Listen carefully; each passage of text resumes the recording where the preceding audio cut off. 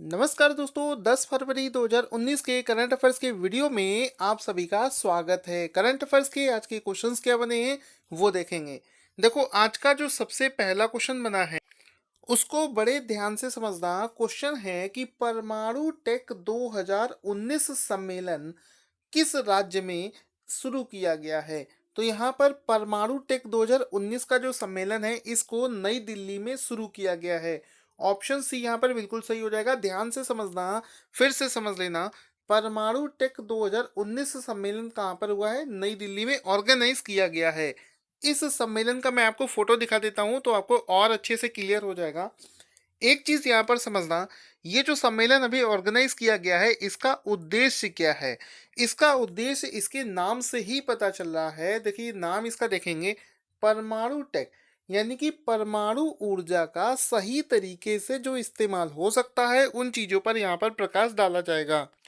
यानी कि परमाणु ऊर्जा का उपयोग बिजली बनाने में और भी जितने अच्छे पॉसिबल वर्क हो सकते हैं उन चीज़ों में करने को लेकर बनाया गया है। तो यहाँ पर दोस्तों, चूंकि यहाँ पर परमाणु ऊर्जा को लेकर बात हुई है तो कुछ पुरानी क्वेश्चंस भी कर लेते हैं। जैसे अभी 2018 का एक करंट अफेयर्स का क्वेश्चन बना था कि ये वाला क्वेश्चन, 6 अगस्त, यानी कि जो अभी अगस्त जा चुका है 2018 वाला, 6 अगस्त को हिरोशिमा परमाणु हमले की कौन सी बरसी मनाई गई है। चूंकि ये मनाई गई थी इस वजह से ये क्वेश्चन मैं करा देता हूँ साथ ही साथ में। तो 6 अगस्त को जो हिरोशिमा परमाणु हमले की बरसी कराई गई बनाई गई थी वो थी 73rd। ऑप्शन डी यहाँ पर बिल्कुल सही हो जाएगा। तो दोस्तों, जिन लोगों को ये नहीं पता है कि परमाणु बम से यहाँ पर क्वेश्चंस कैसे बने हैं तो उनको मैं बता देता हूँ कि अमेरिका ने जापान पर 2 बार परमाणु बम गिराए थे। ठीक है, परमाणु बम कितना डेंजरस होता है उसके बारे में मैं आपको बता देता हूँ। यहाँ पर आपको सबसे पहले तो ये बम दिखा देता हूँ। अमेरिका ने जापान पर 2 परमाणु बम गिराए थे और ऐसा माना जाता है कि परमाणु बम इतना ज़्यादा डेंजरस होता है कि खुद इसको बनाने वालों ने जब इसको बना लिया था तो खुद उनके आंखों से आंसू निकल आए थे कि उन्होंने कैसी चीज़ बना दी है। इसके पीछे का कारण ये था कि ये बम इतने खतरनाक थे कि जब 6 अगस्त 1945 को जो पहला बम गिराया था जिसका नाम था लिटिल बॉय, उस बम के गिरने से ऐसा माना जाता है कि 1,40,000 लोग तो तुरंत मर गए थे। उसके बाद में कितने मरे हैं उसका आंकड़ा अभी तक नहीं पता चला है। साथ ही साथ में हिरोशिमा पर गिराने के 3 दिन बाद यानी कि 9 अगस्त 1945 को एक दूसरा बम जापान पर फिर से गिराया गया था और माना जाता है कि जो दूसरा बम गिराया गया था वो उससे भी ज्यादा खतरनाक था, जिसमें 74,000 लोग तो तुरंत के तुरंत वहां पर बन गए थे। पूरा शहर ऐसा हो गया था जैसे लाशों का ढेर हो गया होगा। आप यहाँ पर फोटो देख सकते हैं उस समय का। ये लाइन से आपको दिख रहे होंगे, ये लाशों का ढेर है जो कि उस समय लग गया था। तो यहाँ पर जो दूसरा बम गिराया गया था उसका नाम था लिटिल बॉय। कभी कभी एग्जाम में ये भी पूछ लिया जाता है कि जो अमेरिका ने जापान के ऊपर बम गिराए थे उनके नाम क्या थे।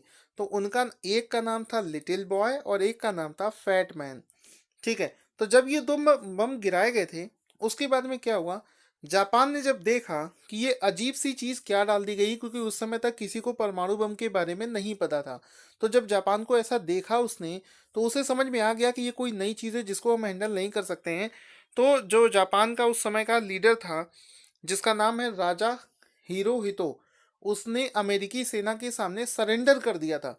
और ऐसा माना जाता है कि अगर जापान का राजा उस समय सरेंडर ना करता तो 6 दिनों के बाद ही जापान पर अमेरिका एक और नए शहर पर परमाणु बम गिराने की योजना बना चुकी थी। अच्छा हुआ कि उन्होंने सरेंडर कर दिया। तो ये तो रहा परमाणु बम को लेकर सारे चीजें मैंने यहाँ पर आपको क्लियर कर दी हैं। तो दोस्तों, इसी तरीके से जो मैं वीडियो बनाता हूँ इसको लाइक कर भी करना ना भूला करें। तो देखो यहाँ पर, देखो अगला क्वेश्चन क्या बना है। अगला क्वेश्चन है कि आरबीआई ने एसबीआई पर अभी हाल फिलहाल में कितने करोड़ रुपए का जुर्माना लगाया है। तो आरबीआई ने एसबीआई पर 1 करोड़ रुपए का जुर्माना लगाया है। आपको फोटो दिखा देते हैं। भारतीय state bank of India, state bank of India पर आरबीआई ने 1 करोड़ रुपए का जुर्माना लगाया है। जुर्माना लगाने के पीछे कारण क्या था? कारण सिर्फ ये था कि एसबीआई ने जिन लोगों को उधार पैसा दे रखा है उनकी प्रॉपर तरीके से कह सकते हो जांच पड़ताल नहीं की गई थी, उसमें ढिलाई बरती गई थी, जिस वजह से उस पर 1 करोड़ रुपए का जुर्माना लगाया गया है। आगे चलते हैं। दूसरा, आसियान भारत युवा शिखर सम्मेलन कहाँ पर आयोजित किया गया है? तो आसियान देश जो होते हैं उनका भारत युवा शिखर सम्मेलन है, इसको गुवाहाटी में शुरू किया गया है। तो ऑप्शन डी यहाँ पर बिल्कुल सही हो जाएगा। यहाँ पर आप देख सकते हैं second Asian India youth summit जो कि गुवाहाटी में ऑर्गेनाइज किया गया है। आगे चलते हैं दोस्तों, ये वाला क्वेश्चन हम लोग कर चुके हैं। करंट अफेयर्स का अगला क्वेश्चन क्या बनेगा? अगला क्वेश्चन बनेगा, अभी देखो हाल ही में उत्तर प्रदेश में बजट जारी किया गया है। तो यूपी के बजट में शहरों में कान्हा गौशाला के लिए कितने करोड़ रुपए की घोषणा करी गई है? देखो, गायों की प्रोटेक्शन की बात आए तो उत्तर प्रदेश का नाम सबसे पहले हमारे मन में आता है। तो यहाँ पर यूपी में गायों के लिए कान्हा गौशाला नाम से ये जो परियोजना है, इसके लिए 200 करोड़ रुपए डिसाइड किए गए हैं। तो ऑप्शन बी यहाँ पर बिल्कुल सही है। साथ ही साथ में यूपी का अगर कोई आप एग्जाम दे रहे हैं तो फिर ये वाला एग्जाम में क्वेश्चन जरूर पूछा जाएगा। यहाँ पर आप फोटो देख सकते हैं, यूपी का जो अभी बजट जारी किया गया है तो उसके दौरान ली गई ये फोटो है, जिसको आप देखेंगे। फोटो जरूर देखा करो, उससे करंट अफेयर्स दिमाग में और अच्छे से बैठेगा। और मेरा ऐसा टारगेट है कि इतनी मेहनत करने के बाद में आप करंट अफेयर्स में 90% से ज़्यादा क्वेश्चन अटेम्प्ट करके आओगे। आगे चलते हैं। राजस्थान सरकार ने स्वतंत्रता सेनानियों की पेंशन को बढ़ाकर कितने रुपए प्रति महीने करने की घोषणा करी है? तो जितने भी फ्रीडम फाइटर थे, ठीक है, उनकी जो पेंशन है उसको राजस्थान सरकार ने बढ़ाकर 25,000 रुपये पर मंथ कर दिया है। ठीक है। तो एक क्वेश्चन ये भी बन सकता है कि पहले जो ये फ्रीडम फाइटर्स थे इनकी पेंशन कितनी थी? तो पहले जो इनकी फ्रीडम फाइटर की जो पेंशन इसकी पेंशन थी वो थी 20,000 रुपये, जिसको 5,000 रुपये बढ़ाकर 25,000 रुपये कर दिया गया है। साथ ही साथ में इन लोगों को जो 4,000 रुपये चिकित्सा भत्ता मिलता था उसको बढ़ाकर भी अब 5,000 रुपये पर मंथ कर दिया गया है। तो ये सारी चीज़ें आपको क्लियर हो गई होगी। आपको एक फ़ोटो दिखा देते हैं जिसमें राजस्थान के जो सीएम हैं वो स्वतंत्रता सेनानियों से मिलते हुए। आपको एक चीज़ बतानी है कि राजस्थान के सीएम का क्या नाम है, जिनका फ़ोटो आपको यहाँ पर दिख रहा होगा। करंट अफेयर्स के अगले क्वेश्चन की तरफ चलते हैं। अंतर्राष्ट्रीय बौद्धिक संपदा जिसको बोलते हैं आईपी सूचकांक में भारत की रैंकिंग क्या रही? तो इस बार भारत की जो रैंकिंग है इंटरनेशनल बौद्धिक संपदा में वो रही है 36 इसका राइट आंसर हो जाएगा। अगले क्वेश्चन की तरफ चलते हैं। संसद भवन के जो सेंट्रल हॉल में किस दिवंगत पूर्व प्रधानमंत्री की आदमकद प्रतिमा 12 फरवरी को लगाई जाएगी? ठीक है, तो भारत के पूर्व प्रधानमंत्री जिनको ना केवल उनकी पार्टी के लोग बल्कि जितनी भी विरोधी पार्टियां हैं वो भी उनको रेस्पेक्ट करती हैं, उनका नाम है अटल बिहारी वाजपेयी। उनकी फोटो को यहाँ पर लगाया जाएगा। तो संसद का सेंट्रल हॉल मैं आपको दिखा देता हूँ जहाँ पर अटल बिहारी वाजपेयी जी का वो प्रतिमा लगाई जाएगी। तो ऑप्शन ए यहाँ पर बिल्कुल सही हो जाएगा। करंट अफेयर्स के अगले क्वेश्चन में चलते हैं। हाल ही में किस सरकार ने संकरी जगहों से निकलने के लिए 16 बाइक एम्बुलेंस लॉन्च करी है?